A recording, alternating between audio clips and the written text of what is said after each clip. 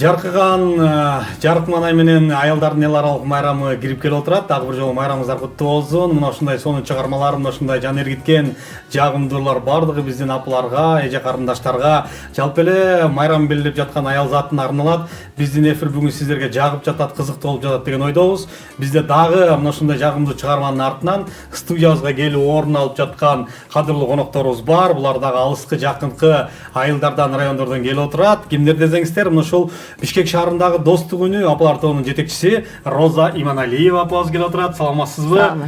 Кош келиңиз. Майрамыңыз куттуу болсун. Андан кийин өзү Алайдын кыздары, бирок Панфилов районунан түзүлгөн Чоң Алайдын кыздары тобунун жетекчиси Жумагүл Табанова апабыз келип отурат. Кош келиңиз. Майрамыңыз менен. Ал эми Ысык Көл областынын Ысык Көл районунан Кырчындын Кыялкеч кыздары тобунун жетекчиси Рабига Кичимолдоева апабыз да келип отурат. Кош келиңиздер. Рабига апа, мана жакшыбы? Ысык Көлдөн келип бир сөз изден баштайлы, чарчабайлы, кыйналбайлы. Бүгүн майрамда жаркап, жайнап келип алдыңызбы? Абдан жакшы. Дайыма 7 канал чакырганда биз аябай кубаныч менен келебиз. Себеби көптөгөн жаңылыктар, талантыбызды көрсөтөбүз дегендей. Тартуулайбыз деп. Анан кийин астыда дагы мынакей бүгүн 8 март эл аралык майрам күнү болуп турат. Мына ушул өзүбүздү майрамда кантип кубанбайбыз, сүйлөп турабыз. Өзгөчө майрам, Жумагүл айтсаңыз, ушул майрамдар көптөп калдык, майрам боюнча сүйлөшүп атабыз. Анан өзгөчө көбүрөөк белек алган сизге кайсы майрам? Жаңы жылбы, же туулган күнбү, же бүгүнкү өтүп жаткан 8 мартбы? Конечно, бүгүнкү өтүп жаткан 8 март. Мага мен өзүм ушул 7 каналга телевидениеге келгеним эле мага майрам подарка да. Ошон үчүн мен постоянно сени чакырганда постоянно келебиз. Кубануу менен келебиз. Башка телевидение караганда өзгөчө өтө сонун. Мен бүгүн сиздин кубануу менен келгениңизди алдагы кийип турган формаңызды көрүп билип атам, Роза караңыз да.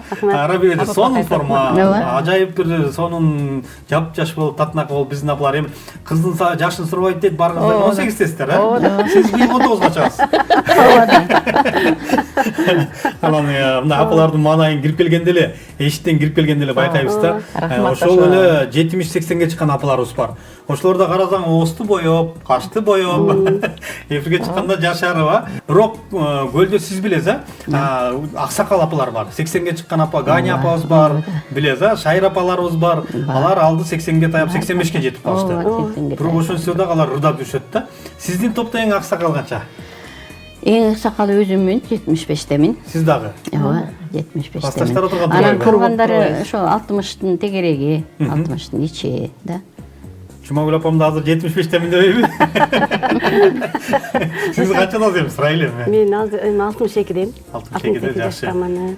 70-те, 75-те апаларым бар. Өзүңүздүн топто? Өзүм тобумда. Сиз Чоң Алайдын кыздары деп түзүлүп турсуздар, анан өзүңүздөр бирок Панфилов районунда турат экенсиздер. Анан эми кыз деген ушундай боорукка келет деп коет го, кайсыл жакта болбосун баары бир өзүнүн жердешин, элин таап алат, Төркүнүн таап алат деп коет го. Анан ал жакта төркүндөр биригип атайын топ ачкансыздарбы? Ооба. Канча адам бар топто? 10 адам бар, 10 апа бар.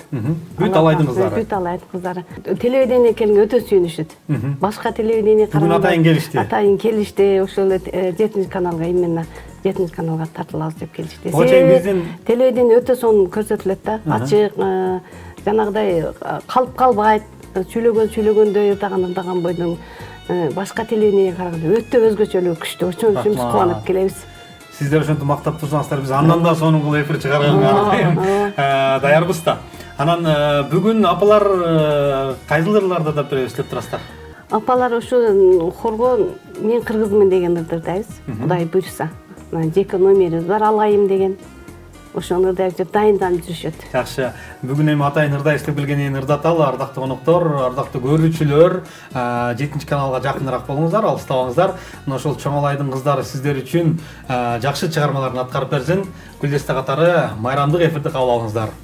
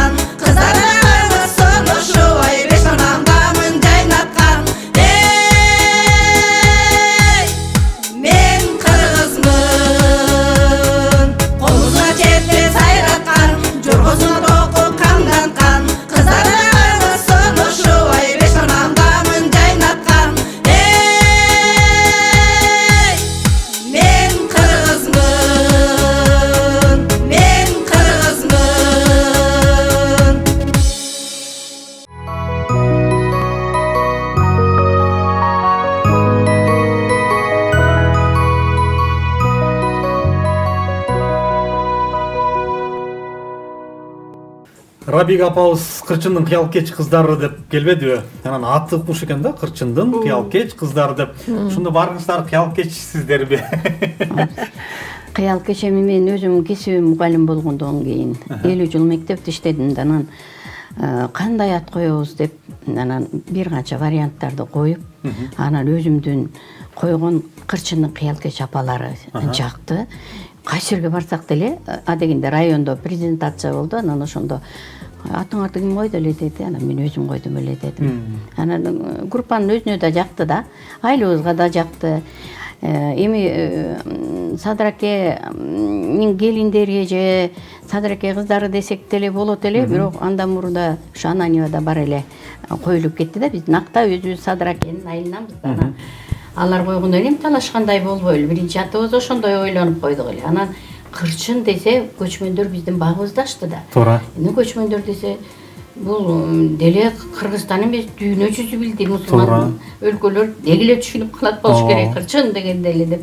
Анан Кырчындын кыял кеч апалары, кандай десе Кырчындын апалары, жердин атынан апалары болбой эле, ошондо бир кыялданган бир Кыз болбойлу апалар болуш керек, ырч апасы же башкасы ушундай кыял кеч деп койдук да. Жакшы, Кырчын чындыгында ошол көчмөндөр оюнунун артынан таанылып, азыркы убакта сезон убагында Кырчынга барган кишилердин саны көп, миң деп саналат. Күндө барсаң, ал жакта баягы Хан Ордодо канчалаган туристтер бар, ошол жерде Кырчын көчмөндөр оюну тартылган жерде ба.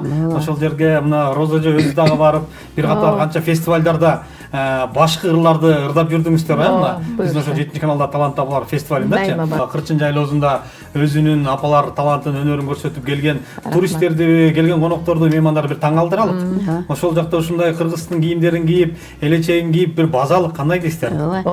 Ошол бакыт, ошол сөзүңө да менин кошумчам болуп атат да. Биз жакында эле жанакы эме оңгу жол боюнча форумдар өтүп атпайбы? Анан ошондо форумда көптөгөн ошол шайыр апалар тобунун Ысык Көл району боюнча жетекчилери, ошол жерде жанакындай интеллигенциядан таланттуу сүрөтчү, обончу, ыр жазган адамдар да болду да. Анан ошондо сөз болду.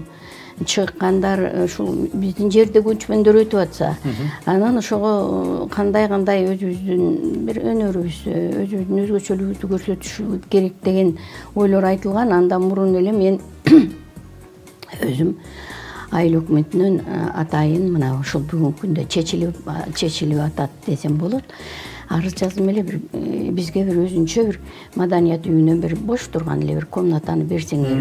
Жакында көчмөндөр оюну биздин жерде өтүп атса, биздин ошол жерде өтүп атып, өзүбүздүн өнөрүбүздү, бир нерселерибизди да жайып көрсөтө албай калабыз. Мен өзүм баштап ошол өзүмдүн тобум менен кол өнөрчүлүк боюнча бир көргөзмө эки жакка чыкса алып барып эле жүрөбүз, бирок анда чогултуп калабыз. Биз мында өзүбүз жасап, анан анча-мунча музейдин да башталышы кылып койсокпу, баягы эски буюмдардан деп, анан өзүм инициатива көтөрүп ошол бир комната сурап, оформлениясын өзүм эле жасайын дедим. Сүрөттөрүбүз бар, толтура 7-каналдын Кудайга шүгүр грамоталары, мактоо баракчалары толтура. Ошолорубузду жайып коюп, биз барбыз деп көрүнүшүбүз керек деп. Жакшы. Ошондой маселелер бар. Мына ошол быйылкы 8 март Ороз айына туш келди. Анан Орозго кармадыңыздар, барыңыздар. Орозуңуздар кабыл болсун. Баягы айтып коет, 12 айдын султаны болгон ыйык Рамазан айында эмне тилек кылсак, дуа кылсак, ошол тилек дуалардын баарын кабыл кылат депчи. Анан көбүрөөк быйыл акча бөлүнсүн, көбүрөөк формат тиктирели деп да дуа кылып туруңуздар. 7-каналга бат-бат келип туралык деп. Сиздер үчүн биздин эшик ачык да ар дайымчы. Сиздерде дагы 10 апа деп атасыз. 10 апада деле таң аткандан баштап куттуктоолор башталса керек. Башталып. Ооба. Шердеңиздер жокпу баягы 8 март күнү отуруп коелу бар. Андайлар бар. Андайлар бар. Кийинче тийдем жүргүлөрбү, чайкана баралы деп. Ооба. Ар бир топтун шернеси бар болуш керек. Бизге шерне ай сайын. Бизде да ошондой. Ошо шернеге барган сайын жөн кетпей ырдап, репетиция кылып анан кетебиз да. Эмпиде муну ырдайбыз, кийинде муну ырдайбыз. Шултоо дагы, отуруш дагы өзүнчө бир эс алуу, өзүнчө баарлашуу, өзүнчө бир жакшы бир маанай менен отуруп. Кырчындын кыял кеч апалары кандай чыгармалар тап келди болду экен, угалычы? Кырчындын кыял кеч апалары биз ошол көчмөндөр оюну биздин айылда өтүп атканды ошондуктан дагы биринчиден, экинчиден өзү ошол ырдагы ошол маалда жаралып калды. Бул айылдык ишкер жигит биздин мектептерди, көптөгөн мектептерди, бала бакчаларды салган ишкер жигит бар, Жыргалбай Райымов деген. Сөзү ошол баланыкы. Ал эми онун болсо Камчыбек Букалаев жазган кырчын кийимине деген. Мына ошолорду даярдап келдик. Анда биз ардактуу көрүүчүлөр, азыр мына ошол кырчындын кыялкеч апалары кырчын кийимини деген ыры менен биз эфирибизди алдыга карай улантабыз. Бизде дагы келе турган конокторубуз бар. Эч жакка алыстабаңыздар. Жагымдуу ырлардын бардыгы жалпы сиздер үчүн Гүлдесте катары жаңылсын. Кабыл алыңыздар.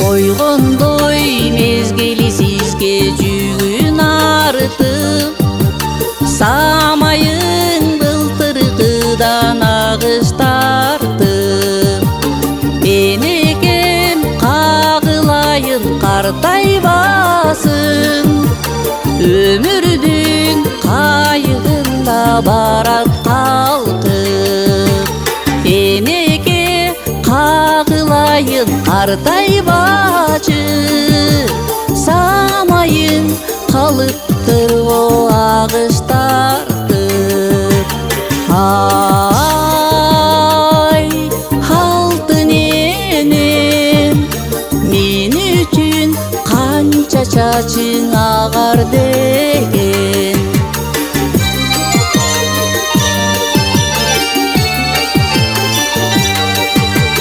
Энелер бар бул дүнүйө аста-аста, чайпалбай кармалган сый тең салмакта.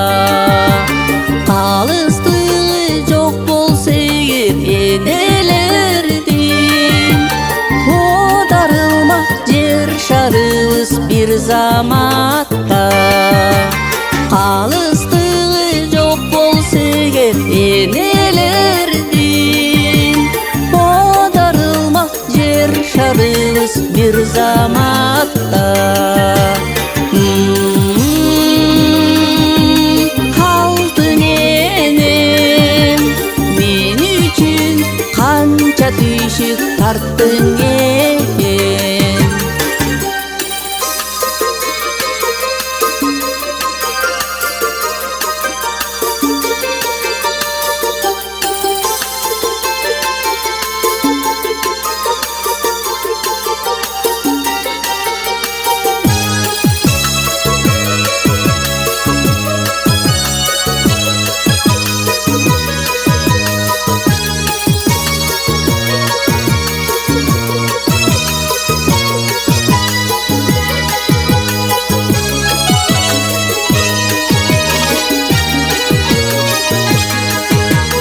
Өмүрдүн шамыны бизге эне жаккан, кабагым кашым дебей бартап баккан. Эненин асылдыгын сыйлайлычы, мени да сени дагы эне тапкан. Эненин ыйыктыгын бартайлычы, кадимки манасты да эне тапкан.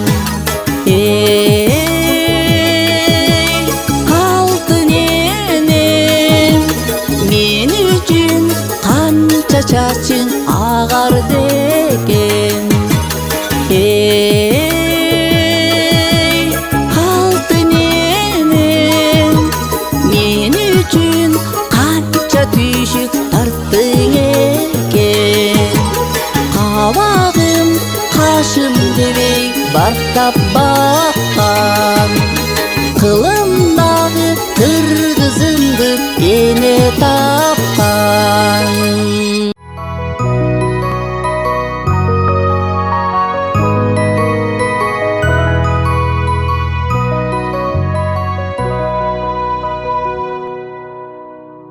Жайнап турса тирүүлүктүн гүлдөрү, мага Бакыт апакемдин күлгөнү, үй төрүндө алтын апам бар үчүн, ошон үчүн сүйөм ушул дүйнөнү деп бүгүн жалпы аял затынын майрамы, майрамдык эфир биздин 7 каналда уланып жаткан чагы.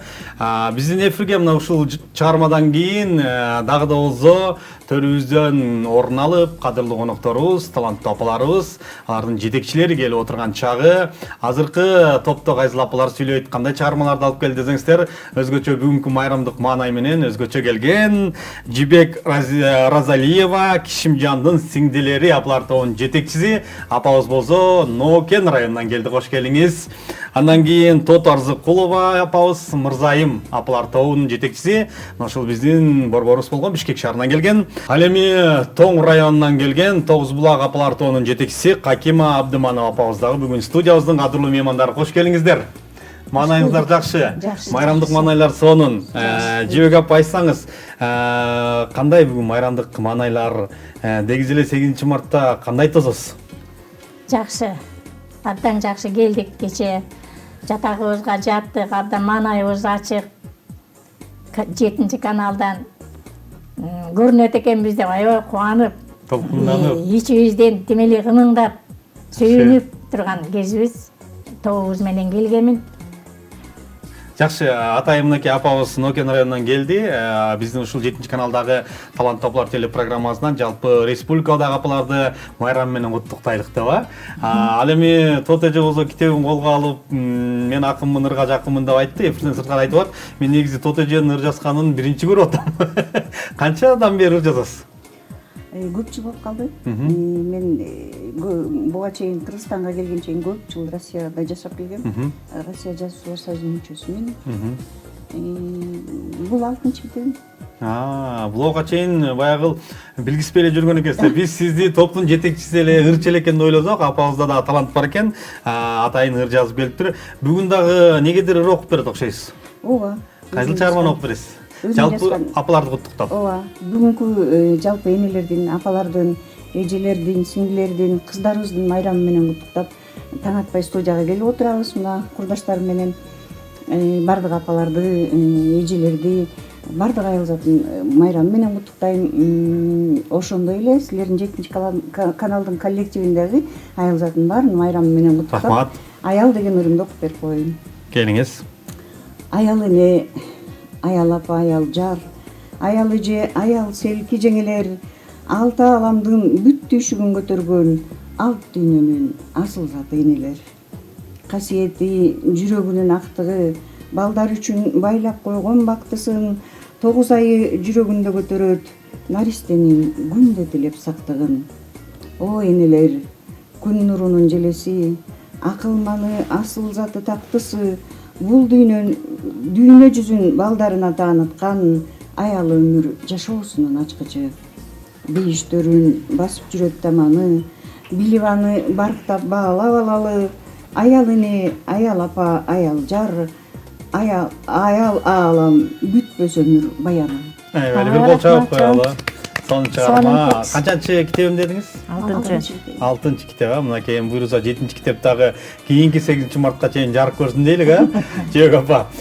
Каким апабыз болсо атайын Тоң районунан келди. Тоң районунда майрамдык маанай кандай, элдин маанайы кандай болуп атат? Быйыл майрам өзүңүз билгендей орозо айына туш келди дегендей, өзүңүз орозо кармадыңызбы? Ошол жөнүндө айтсаңыз. Тоң районунан, Тогуз Булак айылынан атайын ушу 7 каналга өзүбүздүн майрамдык маанайларды өткөрдүк. Айылда жакшынакай. Мен да каалайм ушу отурган апаларга, эжелерге майрамы менен жана ошондой эле Кыргызстандагы аялдардын бүт баарына майрамы менен куттуктайм. Биз да жетін албай келдик. Биринчи жолу келип атам ушу телевиденияга 7 каналга. Мурунда катышып жүргөм. Жакшынакай медалдарды алып жүргөнбүз.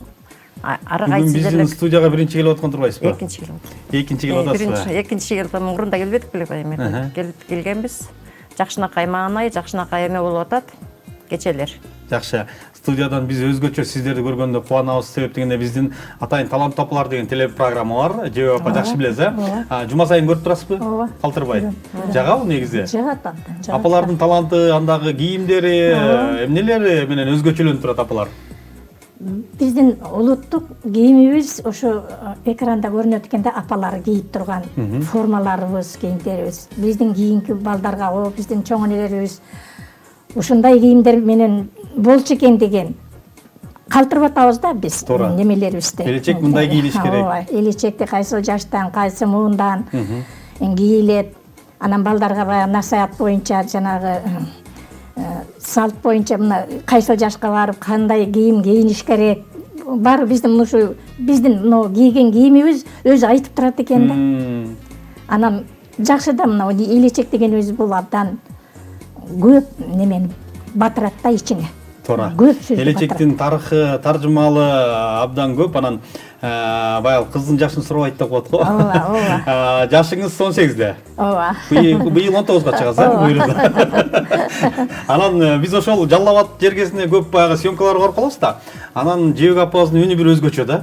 Жашы 19-га келип калса дагы абдан бир жакшы чыгармалар аткан. Жебек ападан бир ырт суранбайлыбы? Бир куплет бир жакшы чыгарма аңыстыртап бербейсизби? Өзүңүзгө жаккан, мүмкүн сүйүү жөнүндө болсо андан жакшыраак. Келиңиз. Аз казулуу той этектеп жайгашкан,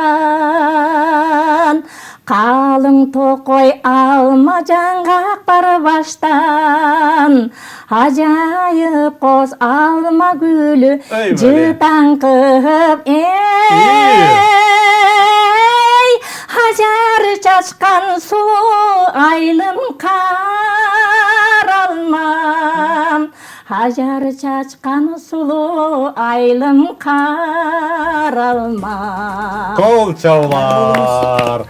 Азыр мен бир ырдап коюңуз деп сурасам айтып калбаңызбы? Өзүмдүн ырларыманбы же башканымбы депчи? Сиз обон жазасызбы же жазам, обон жазам, текст жазам. Азыр мына аткарган ырым мен Каралманын кызы болгон үчүн бул текстимде апамдын орду айтылат. Жайлоолорубуздун, тунук булактарыбыздын, токойлорубуздун жанагы сайраган куштарыбыздын тексттери бар да. Бардыгы ошо Каралмада туулуп өскөнмүн, ошол жердин кызымын. Анан Нокенге келип түшүп калдым. Бирок карасаң да өзүңдүн баягы туулган жериң кетпейт экен да, жүрөгүңдө турат экен. Туулган жердин топурак алтын болду. Анан бул ыр текисттер туурасын айтсам ушу улгайган кезде, ушу шайыр апаларга аралашкан кезде чыгып калды. Бир топ эле обон, бир топ эле текисттерим бар. Жакшы. Бүгүн Хакима апа жалаң таланттуулар менен отурган турбайсызбы? Бири акын, бири обончу. Анан бүгүн Жебек апа жалгыз келген жок, атайын топ менен келип, бүгүн жалпы биздин көрүүчүлөргө бир өзгөчө жагымдуу ырларын тартуулаганы келишкен. Ошондуктан азыр Жебек апа сиздин топтун аткаруусунда бир жакшы чыгарманы чогуу угалы. Андан кийин биз эфирибизди алдыга карай улайбыз. Андыктан бизди мына ошол Нокен районунан келген Кишимжандын кыздары апалар тоордайт. Кабыл алыңыздар.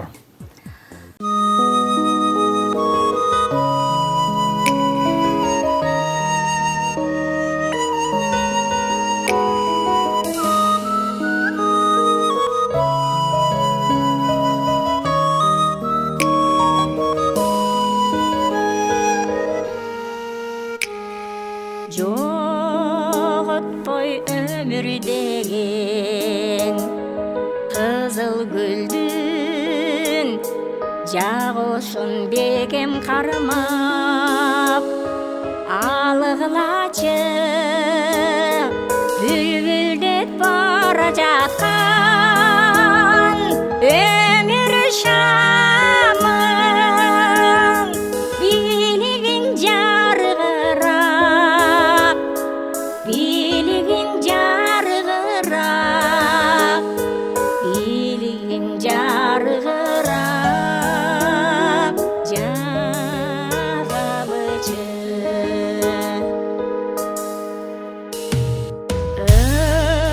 Өчүрбөй өмүр деген жашыл шамдын өзөгүн артык балап, алалычы алыстап бара жаткан өмүрлөргө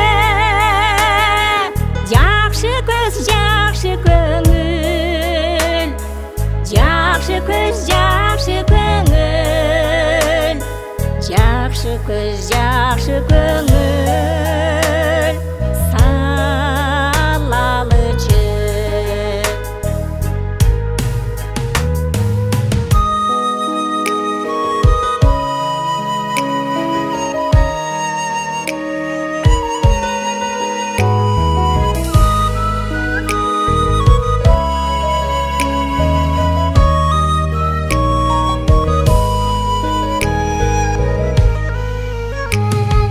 Ал дейлеп өмүр деген асыл жандын жарыгын узагыраак жагалычы. Өкүтсүз бул өмүрдүн көчүн улап, өмүрдүн ден солугун, өмүрдүн ден солугун, өмүрдүн ден солугун багалычы. Өмүрдүн ден солугун багалычы.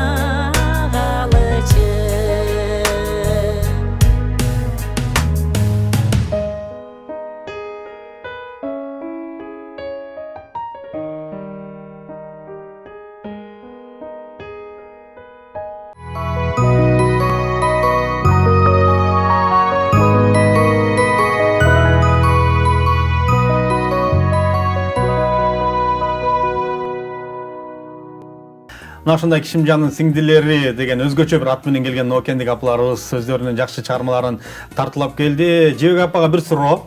Эмне үчүн топтун аты Кишимжандын сиңдилери? Улуу Жогай менен Кишимжан бул тарыхыбызда биздин ошо Ноокенге караштуу Майлысай деген жерде бул мамилеге туруктуу, сүйүүгө туруктуу эки жаштын туруктуулугу карама каршы душмандарга өздөрүн алдырбастан өздөрү жан беришкен да. Алардын ошо өздөрүнүн өсүп чыккан кош тереги деле бар, көрүнүп турат. Ошол Олжобай менен Кишимжандын өлгөн жеринен өсүп чыккан терек. Ал биздин историябыз болуп калды. Атыбызды ошого койдук. Атайын ырымдап туруктуу, Кишимжандай мамилеге туруктуулукту,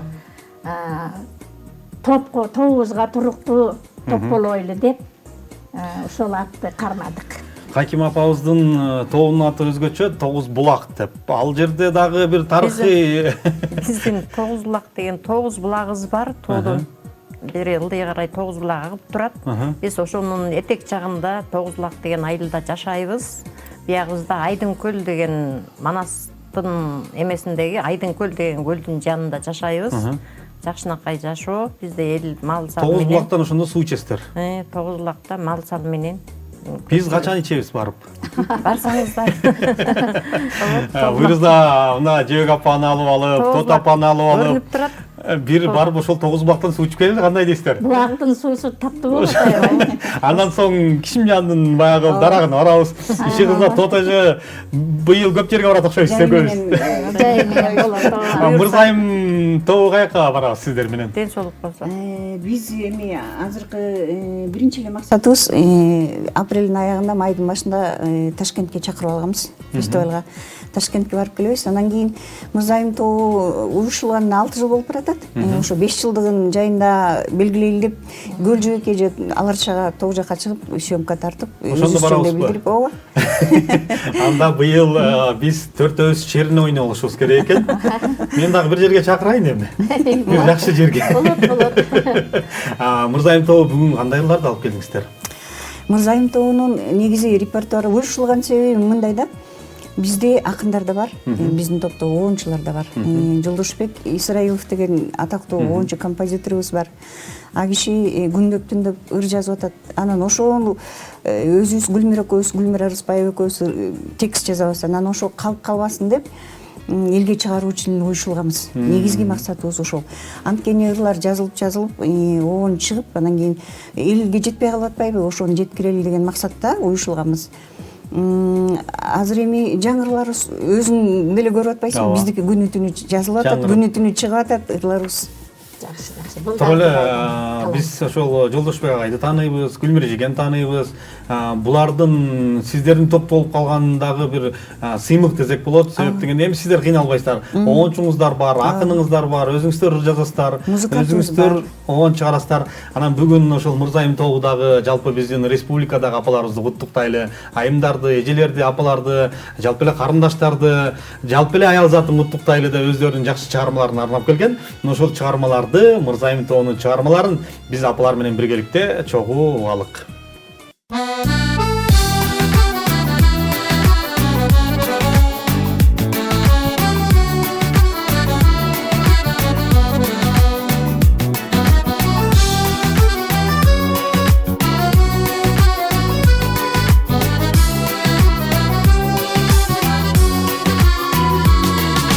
Мен кыргызмын эли жерим даңкталган, мен кыргызмын үрп-адатын сактаган, мен кыргыздын жөп-жөнөкөй кызымын, тарыхимде ар бир ташын барктаган, ысык көл ак толкунун шарпыган, ак шуңкары бииктиктен шаңшыган, мулу сайрап кол сунар бир шагына, өлөсүн менин өлкөм Кыргызстан.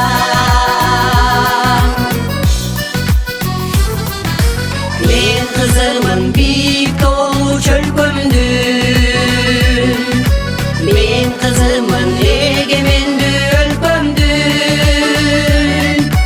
мен кыргызмын көкөлөткөн желегин,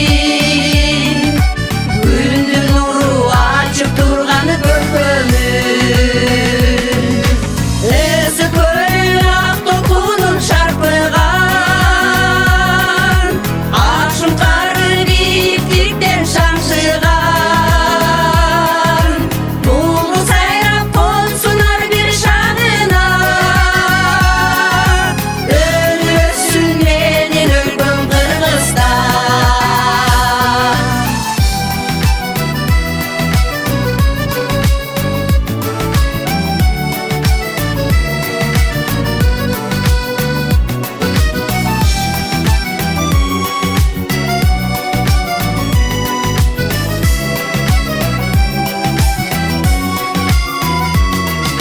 Менин жерим жер топойлуу арчалуу, менин жерим көк тиреген аскалуу,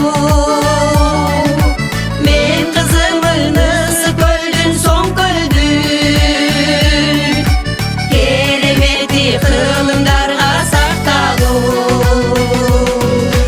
ысык көл ак толкунун шарпыган, ак шуңкары бииктиктен шаңшыган, мулу сайрап кол сунар бир шагына, өлөсүн менин өлкөм Кыргызстан, өлөсүн менин өлкөм Кыргызстан.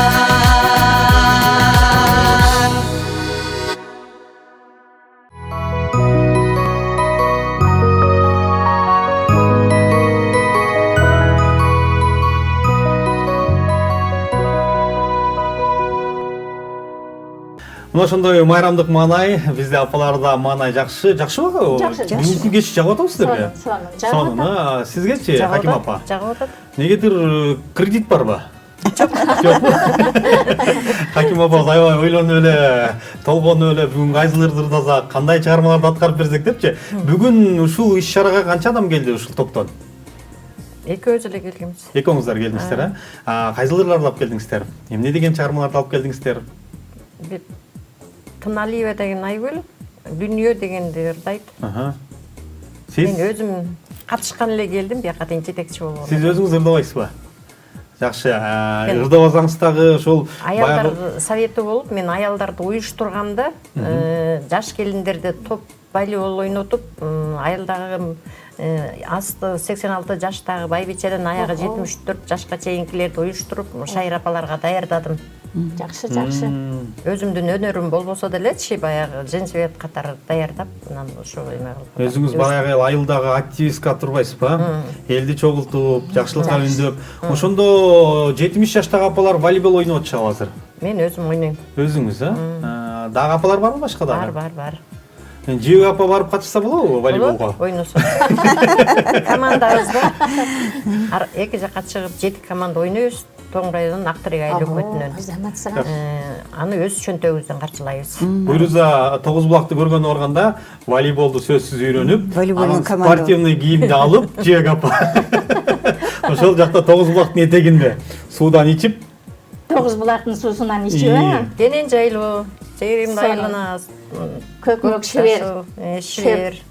бизде 7 каналдагы мына ошол таланттуу апалар телепрограммасы Кыргызстандын бардык тарабындагы баягы апаларды кыдырып келдик да жайында. Өзүңүз деле билесиз болушуңуз керек, ошол Ош, Баткен, Жалал Абад, Көл, Нарын бардык жакты кыдырдык да. Негизи Кыргызстан өтө керемет жерлердин бири да. Анан сиз дагы баягы өзүңүздүн айылыңызды мактап этпейсизби? Деген Нокенде. Азыр жашап аткан Нокен абдан жакшы. Эмгек майданы десем болот. Мурундалары тамеки деген өсчү эле. Тамекиде иштешти. Элибизде эми бар. Андан кийин пакта азар. Пакта эгилет азыр деле. Пакта теребиз. Азыр мисалы мен деле чыксам, пакта тергени чыксам 80-90 терип коем. Килограмм. Килограммдай. Анан эми багы айылдагы болуп аткан биздин өндүрүш ошол. Ошол пактаны териш керек, убагында терип, тапшырып, түшүмдү жыйнап, күзгө чейин жерди тазалап, анан тоңдурмага жерди астап, биздин багы айыл жериндеги түйшүк ушундай да. Кайра жазга топурактарды жумшатып, баягы тоңдурма кылып койсок, кышындасы тоңуп, анан баягы жазда майын топурак болуп калат экен, кайтып эле ошо жүгөрү мака эгебиз, пакта эгебиз. Албетте кетмен колубузда ооба пактаны чабабыз, кетменди тиги маканы жүгөрүнү чабабыз дегендей. Анан эми биз ушул тушта түйшүктөн калсак деле биздин бала чака, келин кезек, небере булар менен сөзсүз алек болот. Бош убакыт болбойт кыскасы. Бош убакыт табышат. Бияк айткандай, неберелерибиз, балдарыбыз ошо топко барышат, волейбол ойношот. Азыр сиз кетмен десеңиз, тотоже ойлонуп аткан болуш керек, азыр да кетмен чапкандар барбы деп. Эми эжем баягы бар. Азыр ушу тушта деле мына жаз келсе, Кудай кааласа, кетмен менен иш башталат. Картошка түптөйбүз да. жакшы. Мынакей апаларыбыз ар тараптан бир эле ошол ыр менен эмес, ошо бала кезинен дыйканчылыкка, түйшүккө түшүп, балдарды чоңойтуп, тарбиялап өстүрүп, бүгүн мына ушинтип биздин студиябызда жаркырап ырдап жаткан чагы, буйруза мынакей биз мына ушул төртөөбүз шерин ойной турган болдук. Быйыл Кыргызстандын чар тарабын кыдырабыз. Буйруза. Андан эмесе мындай кылалы, Тогуз булактагы апалардын бир жакшы чыгармасын угалы. Ардактуу көрүүчүлөр, Тогуз булак тоонан келген биздин Татнакай апабыз сиздер үчүн ырдап берсин. Андан кийин биз кайсыл коноктор келгенин студияга чакырып, сиздер менен тааныштырабыз.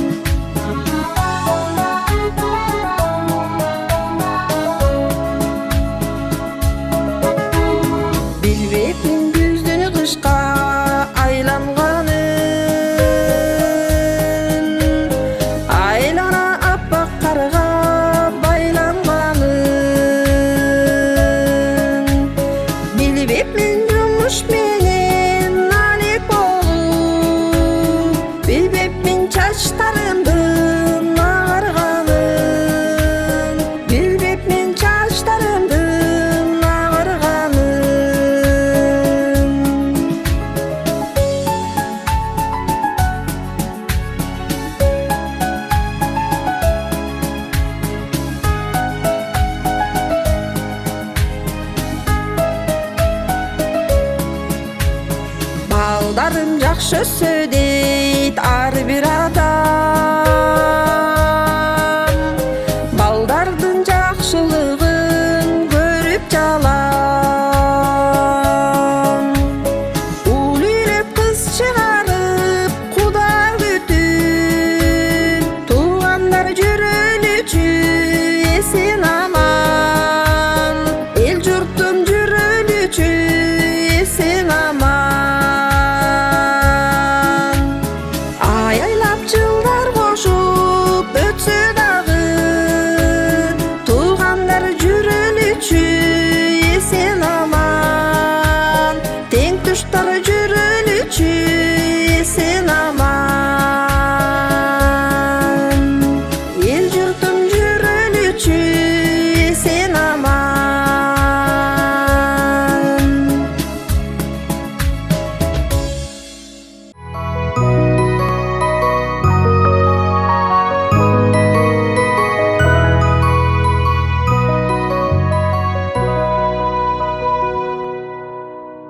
Апалардын айткан акыл, кеби кеңеш, ар дайым акыл насаатын айтып, улууларга улуудай, кичүүлөргө кичүүдөй мамиле кылып келет. Ал эми бүгүн дагы майрамда дагы мына ошондой улуулук сөзүн айтып, жагымдуу жан эргиткен ырларын ырдап, жалпы аял затын майрам менен куттуктап жаткан чагы. Сиздер 7 каналдагы майрамдык эфирди көрүп жатасыздар. Бүгүн таланттуу апаларыбыз республиканын ар бир өрөөнүнөн, областынан, районунан, айыл шаарларынан келген апалар. Мына ушул Тогуз булак апалар тобу ырдап, жагымдуу чыгармасын аткаргыча биздин студиядан дагы апалардын бир топтору келип орун алып, сиздерге бир жакшы жаңылыктар менен бөлүшөлү деп турат. Булар болсо Гүлсүн Рашева, Гүлкайыр апалар тобунун жетекчиси Шамалды Сай шаары. Кош келиптирсиз. Биздин эже көргөнүзгө кубанычтабыз. Ал эми Сокулук району Зуракандын кыздары апалар тобунун жетекчиси Сабира Субанкожоева апабыз дагы студиябыздын коногу. Ал эми өзүңүздөр билгендей, акын Турар Кожомбердиевдин атын алып жүргөн, ысымын алып жүргөн Даткайым апалар тобу Кара Балта шаарынан келди. Жетекчиси Гүлбара Бейшембаева апабыз. Кош келиңиздер. Майрамдык маанай кандай? Жакшы. Аябай жакшы. Гүлсүн эже канча күндөн бери эле чалат, барам, бакыт, не кылып атасыз? Сени көрбөсөк сагынып калабыз да. Туура, мен сиздерди көргөнүзгө кубанычтабыз. Былтыр өтүп кеткен жылы мына ушул биздин таланттуу апалар телепрограммасы региондорду кыдырып, аймактарды кыдырып, алардын талантын чагылдырдык да. Анан ошондо сиздердин Шамал Сайга бардык. Шамал Сай бир өзгөчө кооз, керемет жерлердин бири экен. Анан ал жакта майрамдык маанайлар кандай уланып атат деп ойлойсуз бүгүн?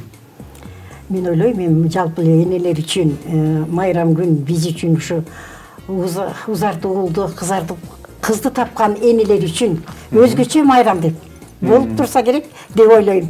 Мен өзүм ошондой кабыл алдым. Жашоодо канча арман бар. Өзүң бар, дайым майрам бар.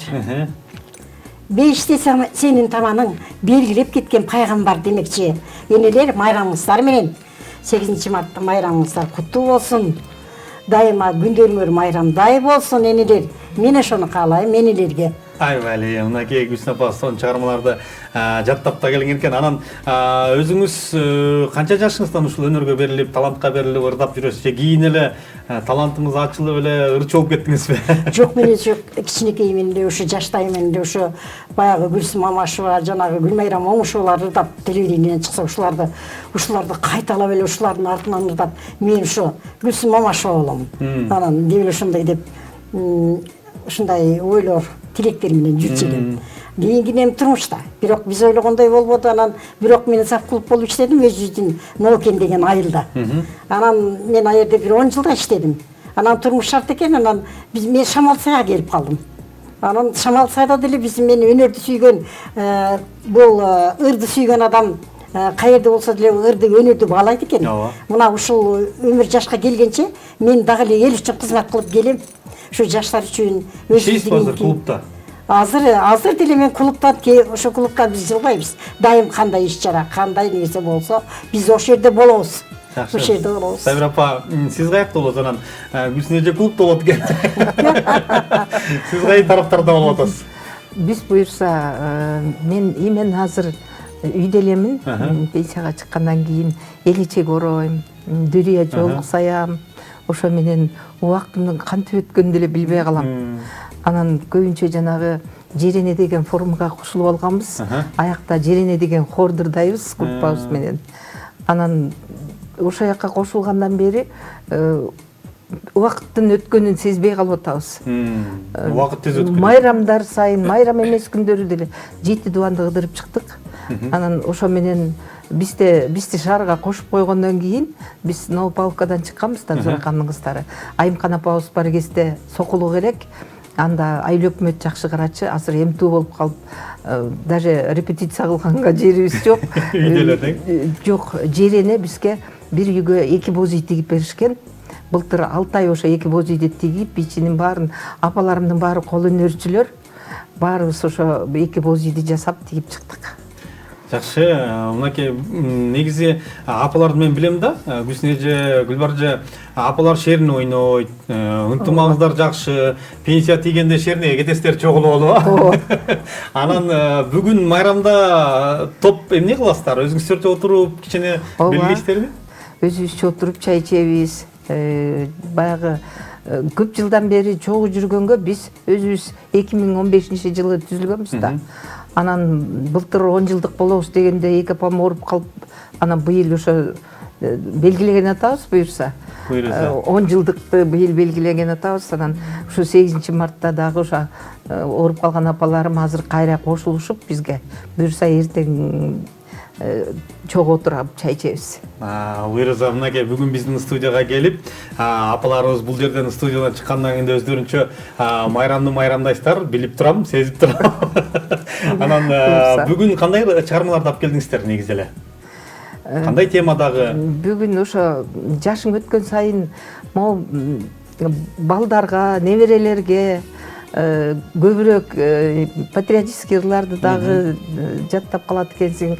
Кыргызстанга, мекенге деген ырларды неметип атабыз. Анан буюрса биздин хорубуз ошо жаш курак. Бүгүнкү ырдай турганыбыз ошо жаш курак. Жаштыгың өтүп кеткенден кийин өкүнүп калат экенсиң. Туура эмес, эне деген эме дайыма бала үчүн даяр болот экен да. Бизде ошо балама, энеме сүйүү жөнүндө жок. Чырларды ошо элге жеткизсек. Анда бизди азыр бир аз жалпы көрүүчүлөр менен, сиздер менен чогуу бир чыгарма угайлык. Ошол Зуракандын кыздары апалар тобу жаш курак деген бир жакшы чыгармасы бар экен. Ошол чыгарманы угуп алып туруп, анан биз алдыга карай маек үзүп улантабыз.